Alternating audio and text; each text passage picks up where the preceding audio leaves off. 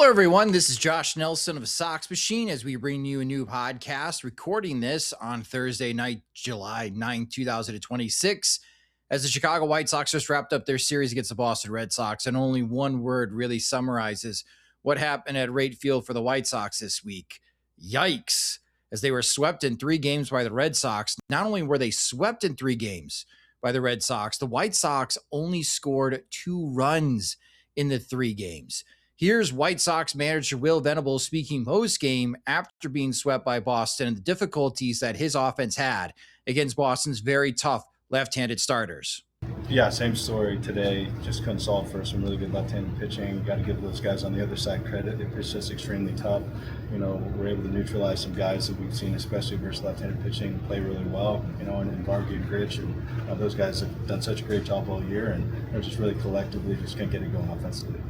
I think they can, for sure. I don't know if that was the case this series. I think we just got beat, and I think that we tried to make a bunch of adjustments. These guys were working really hard pre-game to solve for some of these dynamic fastballs that these lefties have, and we just weren't able to solve for it. So I don't want to label this one a slump, but certainly a series in which we weren't able to produce offensively, which, is something we're used to doing.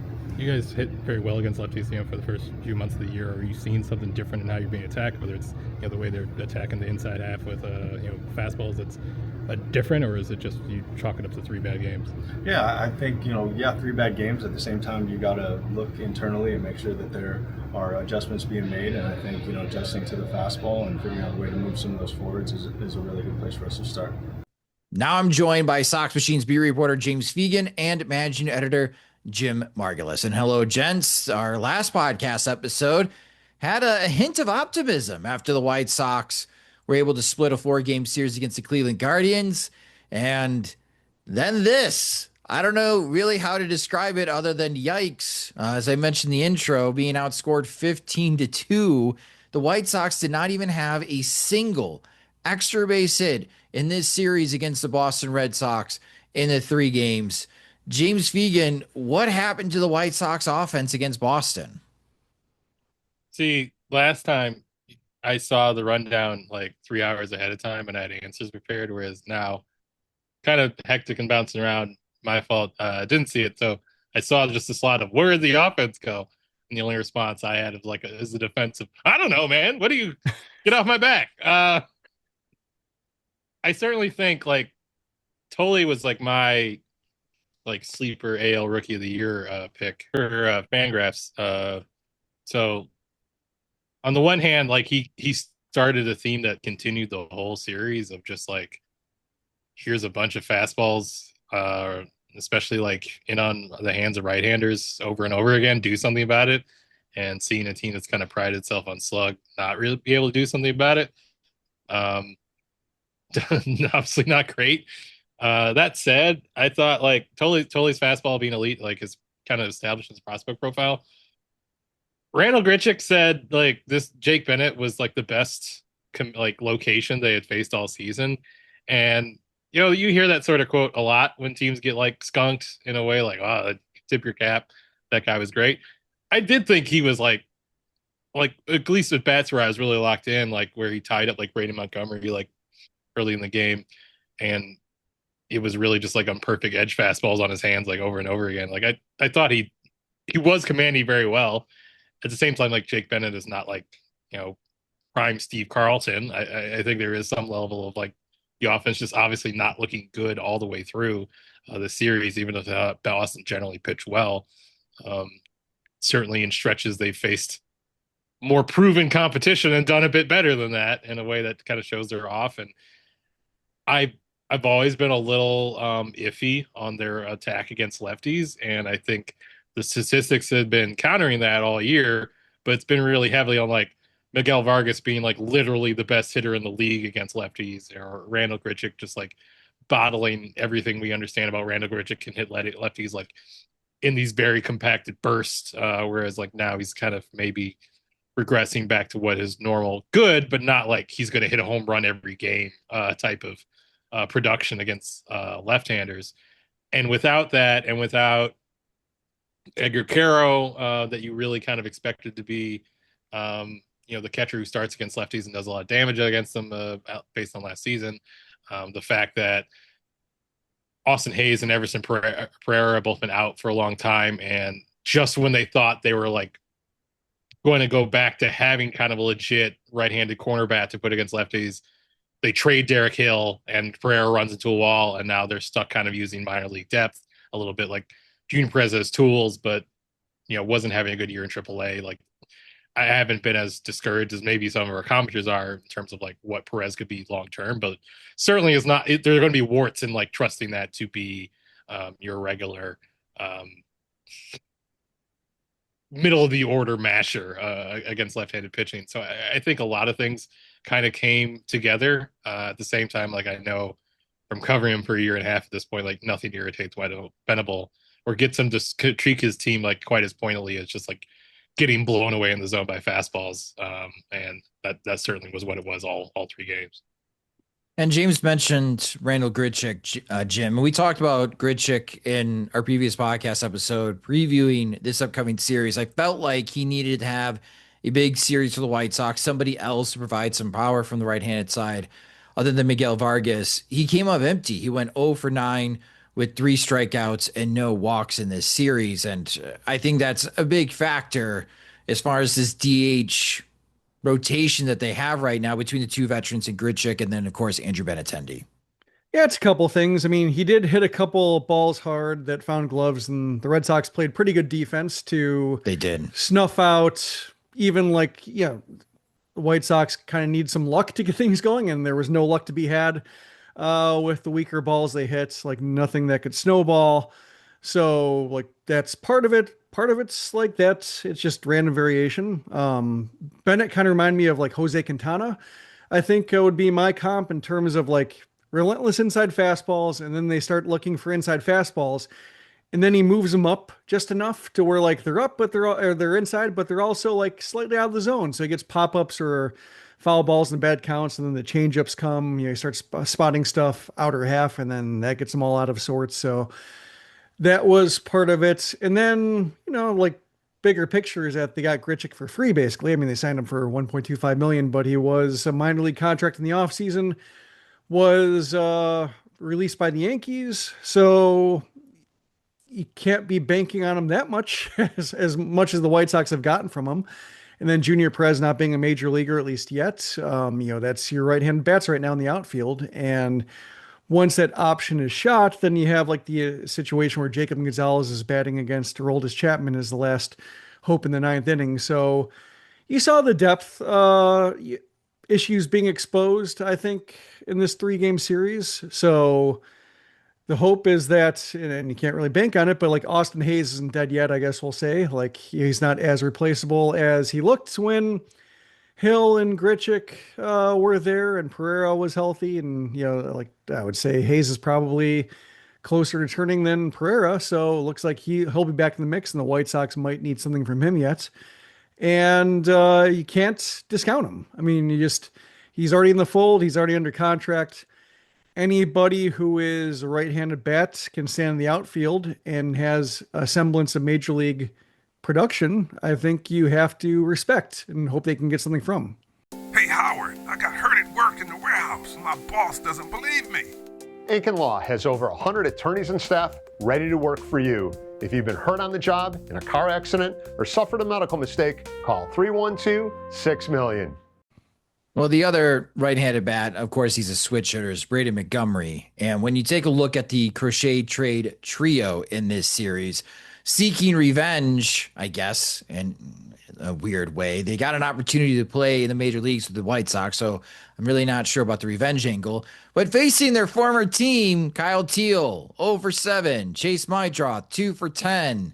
He needed 2 walks. That was Jim's pick for who needs a big series for the White Sox to be successful in our last episode. Mine was Brady Montgomery, and he went 1 for 11 with a walk. So the crochet trade, Jim, is still going well for the White Sox, but at least for this series, no additional bonus points.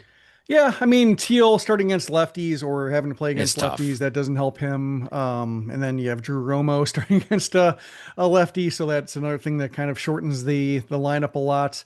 Mydroth got on base, 33% of the time. That's okay for a series. Montgomery weaker against lefties historically, but needs the plate appearances. So, that's, you're looking at Sam Antonacci, another guy who wasn't doing anything against lefties early, starting to do something now. So, these at bats for Braden, while I wouldn't even say it was tough to watch. Like I think the disciplines there are the pitch recognition, the telling strikes from balls is there. Just a matter of like getting the barrel on time. Just I think it's more a matter of the swing or timing it up versus just not reading pitches well. So I think you just got to keep giving him at bats, especially when the competition right now is Junior Perez. And I think it's just a case where this is a group where lefties make them look weaker, and they did. Sam I Antonacci did. I thought Braden looked like as dangerous as anyone on Thursday on the team, at least. Like, I think he hit the ball decently hard like 3 times. So, And then had another hit taken. Yeah, and then yeah, had another hit taken away. Like, it wasn't a pretty start, but it's certainly with a prospect like him, you can kind of say like, oh, it looked like he was kind of figuring things out a little bit at the end. So. Sam Antonacci went 4 for 10 in this series. He is now hitting a little bit better against left-handed pitching. It's still not a lot of power. He's up to 520 OPS against southpaws. And James, I guess, as Jim kind of laid out, that with the current health of the outfield right now, there's not a lot of platoon opportunities for the White Sox, but at the same time, it feels like the White Sox want Sam Antonacci to learn on the fly here, so he's able to be in the lineup every single game despite who is on the mound. Is he going to continue to get this type of run against lefties? I would think so more, if only because they're choosing a little bit, especially with how much they're using Perez, like to sit either Peters or Montgomery or him, so he can kind of just push that into more of a rotation than just like he's the one who sits when that happens. So, and Venable complimented him. It's clearly like something here emphasizing of just trying to, like, you mentioned not a lot of power. It's basically like, all right, he's probably not going to hit for power against him. Let's just try to lash some singles to left field is the explanation of what he's trying to do against left-handers. And, he's able to do that a little bit. And I think with where they're at until like Austin Hayes, like his rehab assignment wouldn't be until after the All-Star break. Like there's going to be at least a couple more series of them trying to figure it out without really having a right-handed quarterback. So yeah, this is runway for him to keep doing that or give himself a chance. And he's been moving up from like not playing to like batting ninth to batting sixth. Not while the team is thriving, but certainly like indicates like his place on, the pecking orders, only going up, if not dramatically. Well, hopefully the White Sox offense fares a lot better against the Athletics this upcoming weekend. We'll be previewing that series later in the show. A big part of the White Sox offense will be returning, as we'll talk about Munetaka Murakami later. But on the pitching side for this series, Davis Martin, not a great start. So this is back-to-back starts where he's not able to get through 5 innings. Davis Martin only went 4 innings against the Boston Red Sox. He allowed 5 earned runs on 6 hits, 2 walks, 2 strikeouts. In his last 7 starts for Davis Martin, he has an earned run average of 6.34. He has reached 100 innings, and that was his last start before the All-Star break. So if he's not added to the American League All-Star team, he's going to get some additional rest. And I wonder, James, last year, we saw this with Shane Smith, that he was starting to sputter entering the All-Star break. Is Davis Martin going through the same thing here where maybe he's just a little bit out of gas at the halfway point?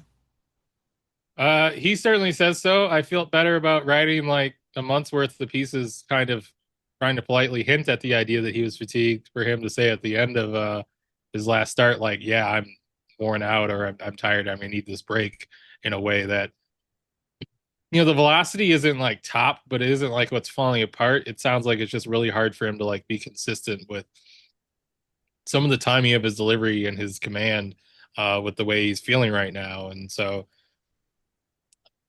if this was 8 years ago, or talking about like how they schedule things out with Don Cooper, you'd expect him to be like the last guy out of the All-Star break to give him like this big extended rest. And, certainly right now he seems like, the squeakiest wheel in a sense, in that way. But that said, like, Noah Schultz is obviously not thrown big innings, or even like I think north of 100 innings in any year of his career. So that's something to consider. On top of the fact he just hasn't been performing recently, and then Sean Burke and is probably in a similar point as far as like maxing out around 148 innings as Martin, though he obviously is throwing harder and better than ever right now. There's enough other guys who aren't like, Anthony Kay had a pretty long, season last year, but it hasn't like necessarily had like a 180 inning campaign or something like that. Long story short, there are other guys that they would have like, measures about like considering their workload. I just think like Martin's kind of like the obvious point. We still haven't necessarily heard, the final rosters of what subs will needed, and certainly he'd be willing to do it. I don't think he turned it down for this reason, since it would be like an inning on regular rest, but certainly doesn't feel like a bad time for him to just kind of shut it down entirely as well. Not entirely, I'm sure he'll be throwing and whatnot, but like the idea of him getting 2 weeks off between starts with the way he talked after his last one, that seems fine. Shane Smith could be similar. They're both kind of like, how much is poor command about fatigue? How much is about like Smith just like really not having much track record of starting at all to that degree? But as far as like a broad strokes type of thing, I don't know if Shane Smith is going to, with just immaculate timing, suffer a ankle sprain in post All-Star break workouts. I don't think there'll be a repeat of that necessarily to get Martin extra rest, but seems like a similar concept overall.